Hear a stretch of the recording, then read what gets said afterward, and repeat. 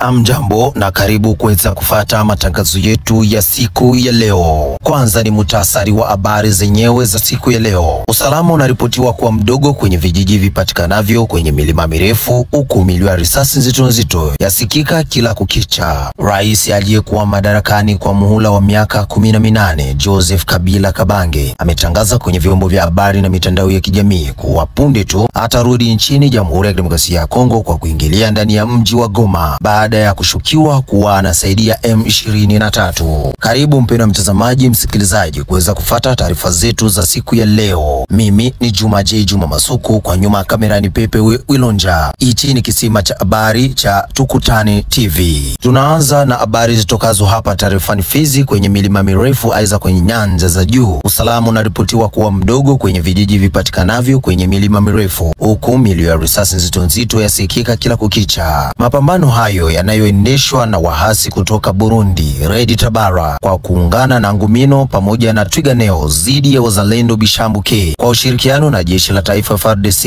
pamoja na wanajeshi wa taifa kutoka Burundi wamepambana vya kutosha katika kijiji cha Rugenzi siku ya 4 ya wiki hii ya tarehe 10 Aprili mwaka 2025. Mapambano hayo ambayo yanasababisha ongezeko la wahamiaji wa ndani kuwa wengi zaidi, watu kukimbia makazi yao, wengine kuuawa katika mapambano hayo. Hiyo yasababisha vijiji kama kwa Mlima, Mukera, Kananda na vinginevyo kuwa na wakimbizi wengi wa ndani. Hawa wanaomba misaada toka mashirika ya kihutu na serikali ya Jamhuri ya Kidemokrasia ya Kongo kuja upesi kwa msaada, maana hali ya maisha sio nzuri kwao. Kulingana na duru za mahali hapo Rugenzi zasema kuwa kwa sasa ni wazalendo Bishambuke pamoja na FARDC na majeshi kutoka Burundi ndio wanaomiliki eneo hilo, huku Red Tabara, Ngumino na Twiganeo wameachilia maeneo hayo kwa moto mkali. Duru zetu za kutaka kupata habari zaidi kutoka kwa viongozi wa wazalendo Bishambuke, Mheshimiwa Ngoma Nzito, zimeambulia patupu. Ikumbusho kuwa usalama ni mdogo sana huko kwenye nyanja za juu aiza kwenye milima mirefu. TKTV Baraka aiza Tukutane TV Baraka inatoa pole kwa familia zote ambazo zinatangatanga bila makazi. Tutoke hapa tarafani Fizi mpendwa mtazamaji, tuwaeleze habari zitokazo huko tarafani Uvira, Kivu Kusini na Kivu Kaskazini. Jeshi la taifa FARDC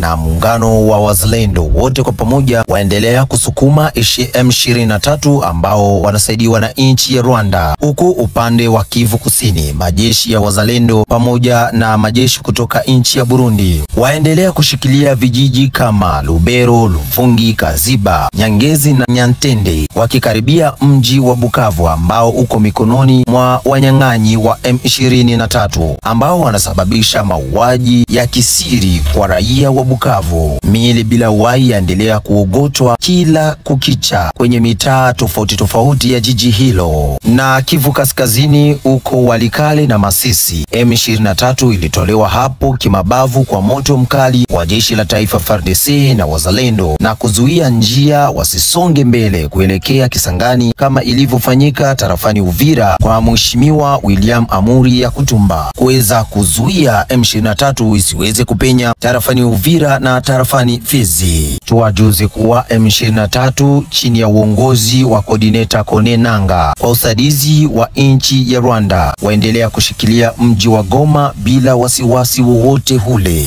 Tumalize taarifa yetu ya habari mpendwa mtazamaji na habari itokako huko Kinshasa, mji mkuu wa Jamhuri ya Kidemokrasia ya Kongo. Rais aliyekuwa madarakani kwa muhula wa miaka 18 Joseph Kabila Kabange ametangaza kwenye vyombo vya habari na mitandao ya kijamii kuwa punde tu atarudi nchini Jamhuri ya Kidemokrasia ya Kongo akiingilia ndani ya mji wa Goma baada ya kushukiwa kuwa anasaidia M23. Kulingana na madai yake Bwana Auguste Kabuya, katibu mkuu wa chama tawala UDPS, kwenye Radio Okapi mchana wa siku ya 3 ya tarehe 9 April mwaka 2025, amesema kuwa Joseph Kabila Kabange kurudi kwake nchini Jamhuri ya Kidemokrasia ya Kongo tena kwa kuingilia mji wa Goma ambao unashikiliwa na M23 M23 ni kujionyesha wazi kuwa anashirikiana na M23 kwa asilimia kubwa, lakini ni baada tu ya nchi ya Rwanda kuwekewa vikwazo na baadhi ya nchi nyingi za Ulaya. Kwa upande wa wanamemba wa PPRD,